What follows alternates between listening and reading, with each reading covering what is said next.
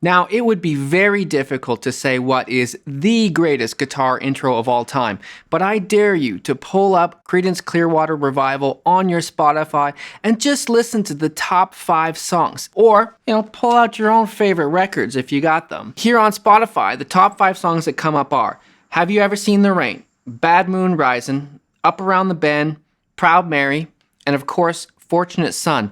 All of those songs have amazing intros. As soon as they start, you know instantly what that song is. Now, the song Fortunate Son, for me, would have to be right at the top of that list. It starts with that amazing drum beat, the bass comes in hitting every 8th note, and then that fantastic guitar riff by John Fogerty. You know how it sounds. And that's what we're gonna do in this video. Not to learn how to play the song, there's lots of videos on that already. We're gonna learn how to understand the technique and how to use it in our own playing.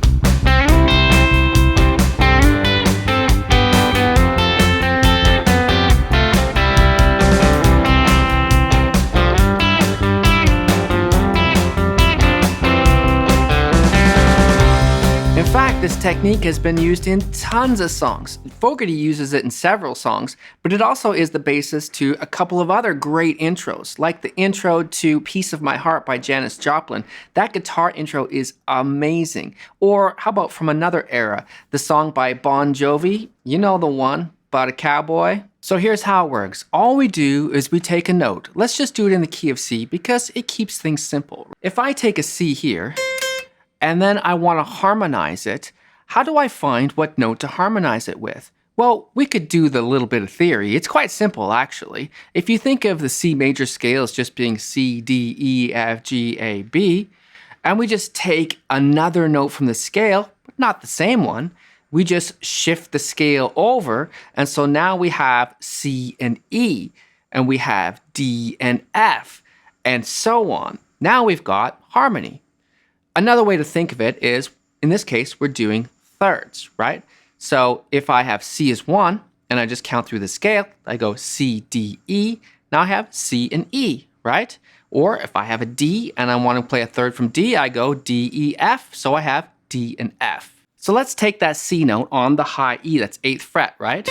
And now we know that we need an E note. Now we could just memorize the G string and know that there's an E note there on the 9th fret. That's a good way to do it. But really in the long run, what we're gonna do with this system is that we're just gonna find the root that we need to C, and then we've memorized the shape from there. The shape is that. We can actually see it in a full C major bar chord, in fact. It's there.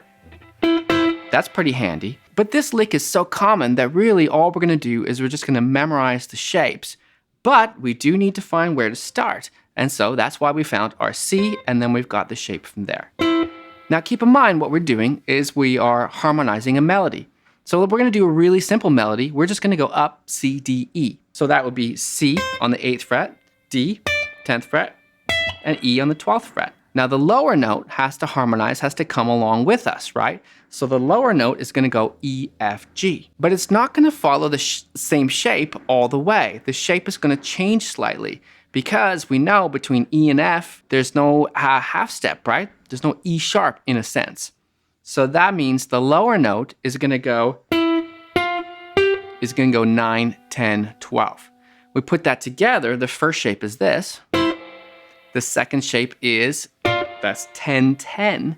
And then the third shape is 12, 12. Now that lick alone is extremely common. You can play it in so many different rhythms and you'll start to hear it now in lots of songs. You can throw it into your own soloing just by playing whatever key. In this case, we're in C because we found C, right? But just changing up the rhythm. You can play them together as we did before, or separate as I just did. And you can slide around between them. And we can descend. That resolves to C really nicely there, right? Let's hear what this lick sounds like with the jam track.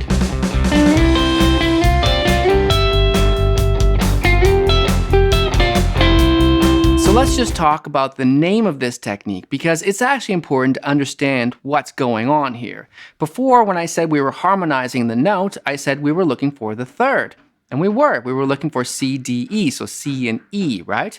But then what we did, we found a C and we put E way lower down. Now here's a funny thing, you could say that E is a third of C, but really when you put E way below C, down an octave, now they're actually a sixth apart.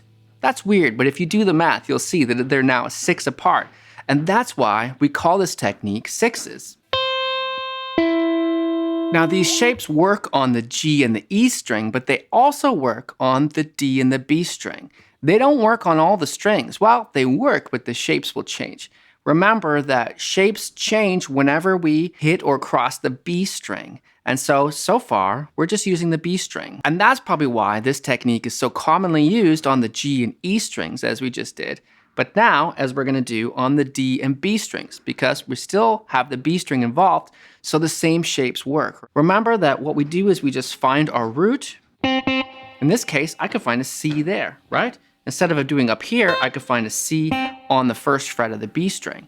And then I can just use the same shapes. I don't need to calculate where the E is. It's there. Yeah, I know where that E is. But we're just gonna use the shapes and we're gonna follow the same shapes up the lick. It works.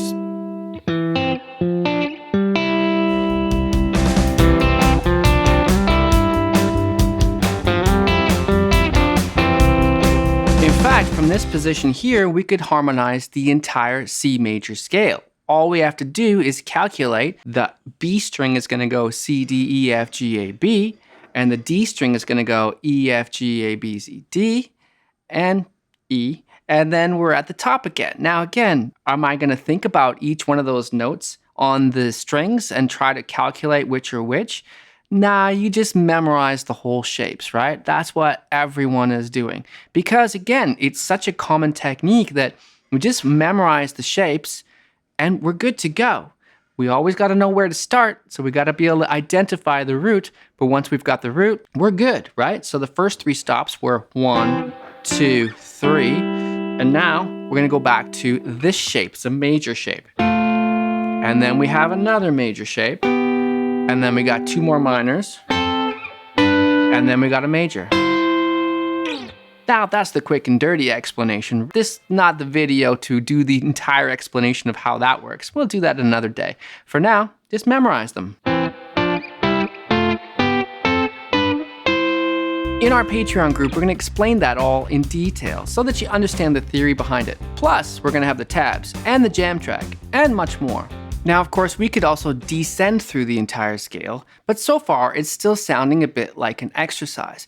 If we combine the different techniques of playing the notes together, separating the two notes on some of the stops, and maybe sliding between some of them, then we've got something really interesting. That's what you hear in songs like Bon Jovi's Dead or Alive or Janis Joplin's Piece of My Heart.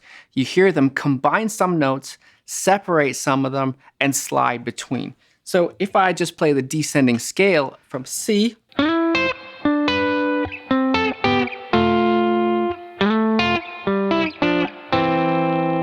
let's hear that with the jam track.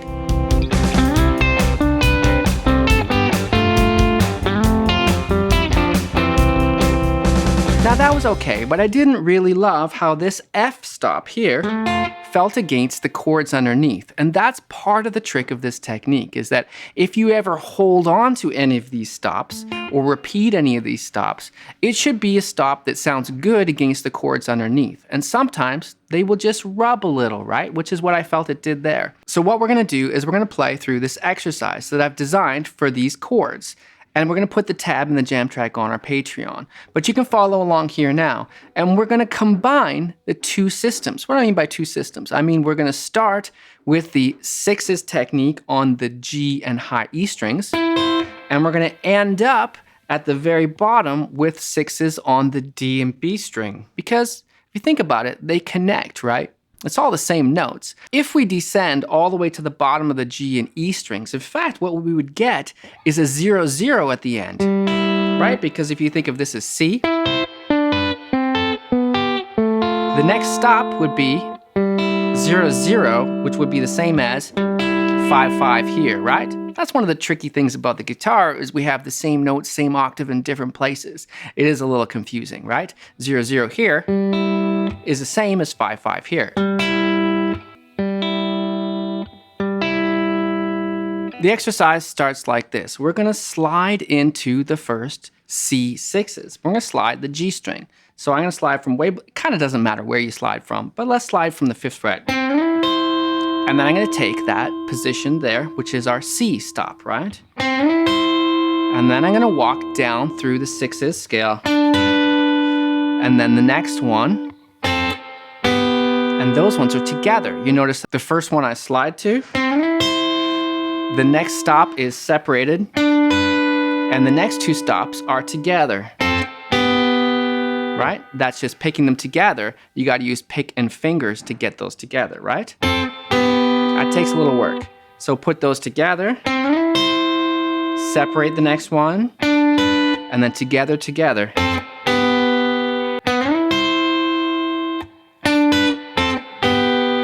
Now I'm going to slide up a stop, right? Because we don't always have to go in the same direction. We can change direction back up a bit, right? So I'm gonna slide back to that one, 5, 5. It's A minor stop. And why don't I hit it twice, just for fun? And then I'm gonna go downwards again, change direction, and I'm gonna separate this one. And then I'm gonna do the next 2 stops together. And remember, that's 2, 1 here, and then 0, 0. So put all that together.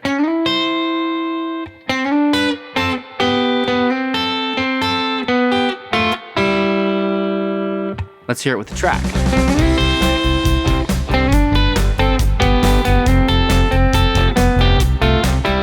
Okay, that's the first half. And now, like we said, we're going to shift to the system below using the D and B strings, right? If we remember those D and B strings, they started here and they went like that, right? We did the whole scale. Now let's make it a little fancy. Instead of just playing C, we're gonna hammer this one on first, the lower one. That sounds way cool. Then we're gonna take the next stop and slide it to the 3rd stop. Like that. So we're sliding on the D string, 3rd to 5th fret, and then we're taking the 3rd stop, which is that shape, 5, 5, right? There we go. And back again. We're just going up and down, right? So from the beginning of that part, pretty cool. Now, we still have like another 2 bars to go, I think. So let's just go up and down again. And again, we're just separating the strings, combining the strings, and sliding. So that whole part is.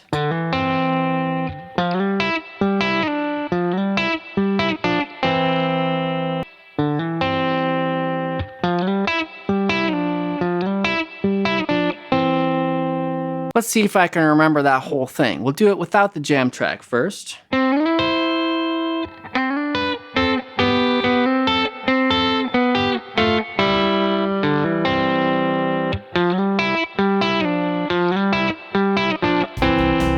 Not bad.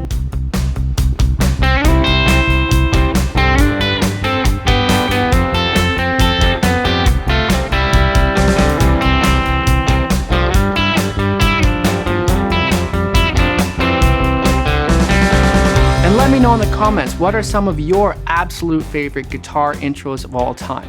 And don't forget, we've got all the tabs, the jam track, plus bonus lessons on this topic in our Patreon group. And I've got my book called Guitar Soloing Like a Pro, which is available on Amazon. My name is Blue Morris, and I teach guitar lessons here in Vancouver, and I'll see you in the next one.